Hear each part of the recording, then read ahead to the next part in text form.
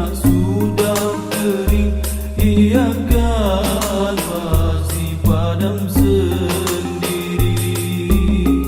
Demikian hidup manusia selama hidup di dunia ini.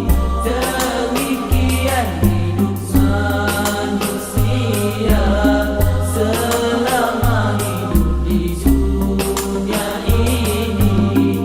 Bila dah cukup umur usia, putuslah hubungan di sana sini.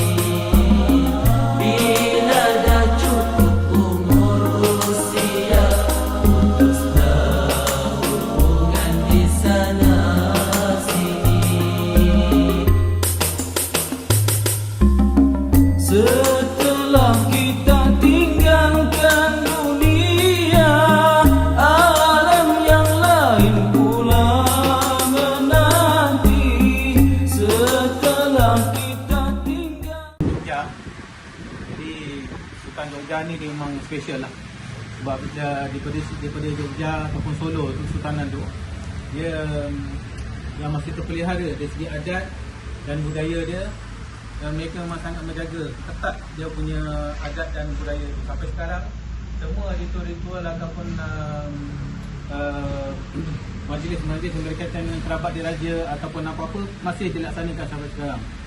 Bahkan sampai Belanda sampai bagi, dan kerajaan Indonesia juga bagi satu keistimewaan kepada Kesultanan Jogja ni, sampai sekarang dipanggil otonomi. Di mana dia boleh perintah sendiri, itu kerajaan tak boleh kacau tu. Dia punya pemerintahan sultanan tak boleh kacau. Itu saya rasa satu-satunya kesultanan yang masih diiktiraf dan dibagi satu otonomi sampai yang masih ada di Indonesia. Padahal sultan-sultan lainnya dah tak ada dah. Walaupun ada lah sultan dia kata dia sultan ni, tapi dia punya power tu tak ada. Tak macam sultan Bungkulu. Jadi kenapa pangeran Diponegoro ni terjauh terbuang ni macam biasalah pangeran Belanda kan. Mana yang fight dengan dia, berdentang dia pun habis-habisan. Di situ dia cuba tangkap, sama dia nak bunuh ataupun dia buang negeri lah. Tapi sebenarnya pangeran Diponegoro ni dia bukan kalah dengan Belanda. Dia Belanda ajak berbicara ataupun ajak panggil berbincang. Apa nama ni? Berbincang kan, untuk perbincangan apa di perjanjian damai lah. Ternyata perjanjian damai itu adalah satu penipuan. Sebab Belanda kata itulah satu-satunya cara yang didapat tangkap pangeran Diponegoro dan kena tenang. Sebab kalau Diponegoro ni dia kalau nak pegang duit, maka akan dapat tangkapnya. Jadi Belanda kata kalau nak tangkap dia dengan kata jelas tipu daya. Dia tertangkap Diponegoro ni, dibuang ke Manado. Daripada Manado dibawa ke sini. Saya tak pasti apa hubungan dia dengan sultan kan ni yang dekat duit 5,000 tu. Duit 5,000 Indonesia. Siapa nama? Apa nama? Tuanku.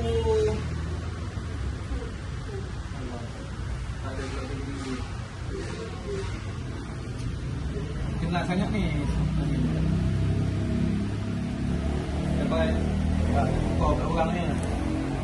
Dah tukar orang lah. Apa dia? Bukan boleh tukar orang. Ni 5,000. Bukan jadi yang pakai simpan tu. Yang tarikat tu. Abang. Yang tu makam dia ada di Manado. Imam Bonjol.